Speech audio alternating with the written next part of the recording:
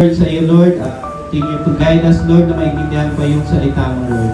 Naway mag-enjoy ang lahat, Lord, at maintindihan ng bawat isa at matalim sa kanila ang salita mo. Yes. Put off your old self, which is being corrupted by its deceitful desires. Sabi sa Bible kasi, honor your father and mother. Diba? Sabi sa Ephesians 6 verse 2. Ibig sabihin, respect and love them kahit na hindi sila perfect. Kahit na may pagkukulang sila sa atin, diba? Kasi wala talagang perfect eh, diba? Diba? Kailangan natin silang respect and mahalin. At fasting sa social media.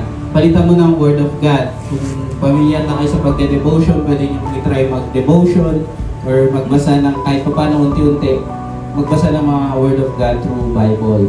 Kung gusto mong ma-renew ang mind mo, kailangan mo muna si Jesus. Siya magbibigay ng bagong perspective sa atin, tapos bagong puso at bagong purpose. Kumbaga, isipin mo yung alam kung wala kang purpose sa buhay, hindi mo alam kung ano yung purpose mo sa buhay, di ba? Parang kang nasa isang lugar na hindi mo alam kung paano ka napunta doon, di ba?